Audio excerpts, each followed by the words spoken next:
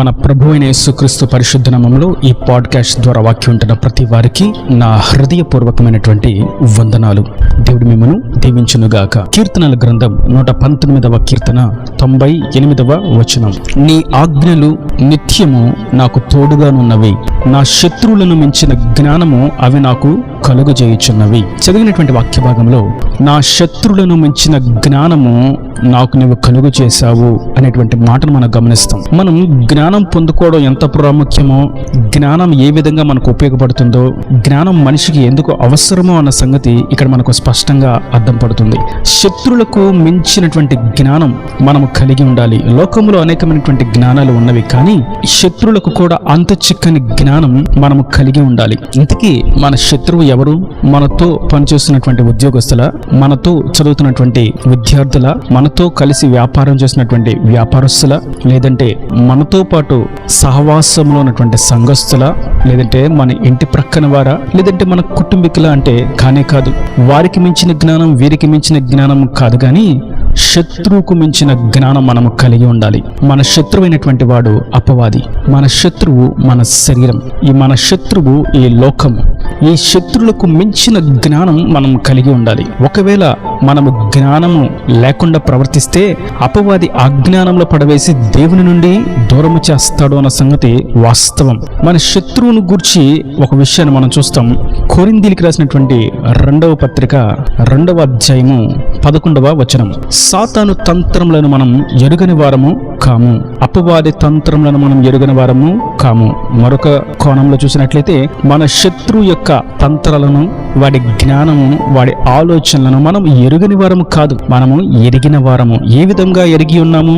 వాడి యొక్క కుయుక్తులను మనం ఏ విధంగా గమనించగలము, వాడి యొక్క తంత్రాలను మనం ఏ విధంగా గుర్తించగలము అన్నట్లయితే ఆయన శాసనములను, కట్టడలను, ఆజ్ఞలను అనుసరించుట చేత మాత్రమే తప్ప మరొకటి కానే కాదు.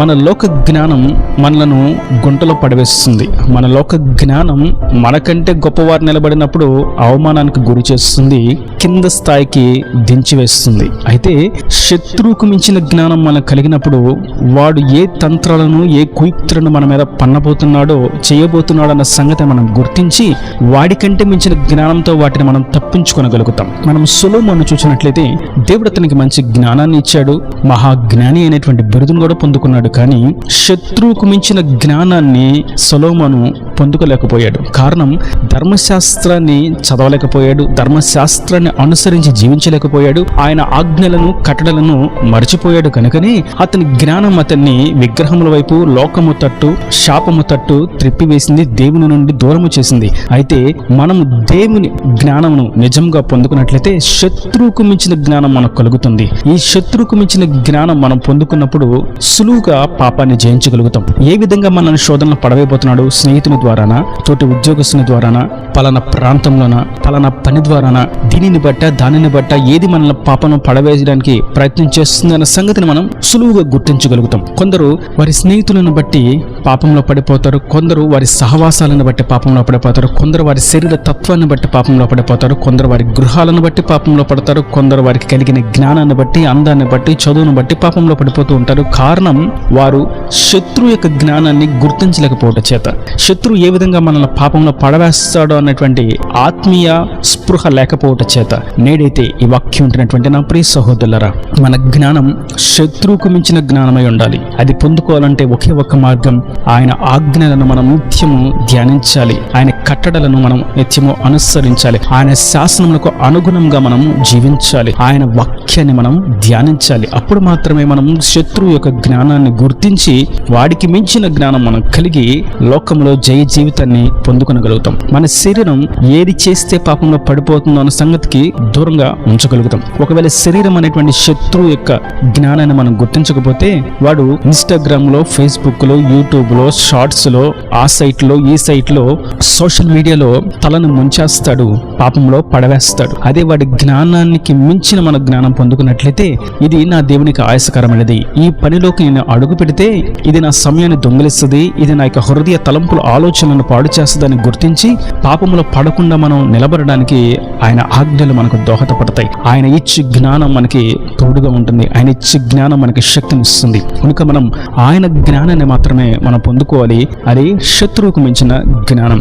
మోషే కూడా ఇజ్రాయేలీలను విడిపించడానికి ఐగుప్తులో ఫరోతో మాట్లాడుతున్నప్పుడు కర్రను తీసి నేల మీద పడవేసినప్పుడు అది పాముగా మారింది. ఐగుప్తీయులలో మంత్రపు క్రియలు చేయవారు కూడా ఆ పనిని చేశారు. కానీ మోషే యొక్క ఏ కర్ర అయితే సర్పంగా మారిందో ఆ సర్పం ఐగుప్తులో ఉన్నటువంటి మంత్రగాళ్ళ యొక్క కర్రలను అనగా పాములను మ్రింగివేసింది. దాని అర్థం శత్రువుకు జ్ఞానం ఉంది, కానీ వాడి జ్ఞానానికి మించిన జ్ఞానం మనకు ఉంది. వాడిని చూసి మనం భయపడవలసినటువంటి అక్కరలేదు.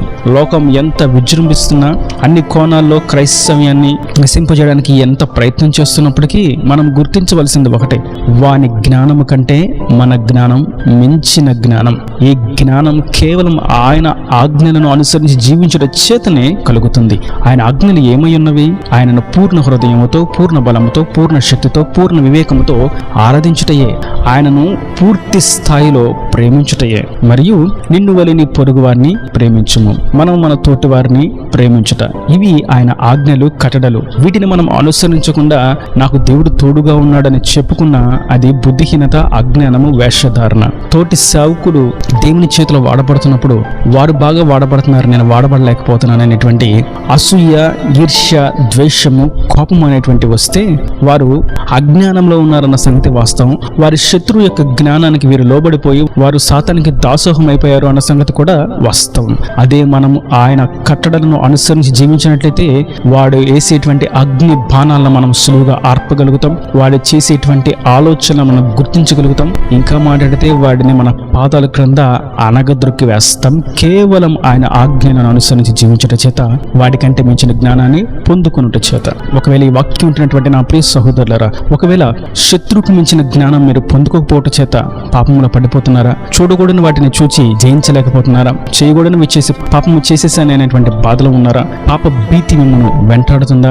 పశ్చాత్తాపం లేనటువంటి పరిస్థితిలో మీరు ఉన్నారా? దేవుని క్షమాపణ పొందుకున్నామనేటువంటి రక్షణ నిశ్చయిత లేని వారుగా ఉన్నారా? పరిశుద్ధాత్మకు దూరం అయిపోయి ఉన్నారా? వాక్యం సెలవిస్తుంది, ఆయన ఆజ్ఞలను అనుసరించి జీవించండి, మీకు నేను జ్ఞానాన్ని ఇస్తాను. ఇది ఆత్మీయ జ్ఞానం, శత్రువుకు మించిన జ్ఞానం. అందుకే యాకోబు భక్తుడు అంటాడు, మీలో ఎవరికైనా జ్ఞానం కొద్దిగా ఉంటే నన్ను అడగండి, నేను మీకు జ్ఞానాన్ని ఇస్తాను అని. ఇది ఎటువంటి జ్ఞానం?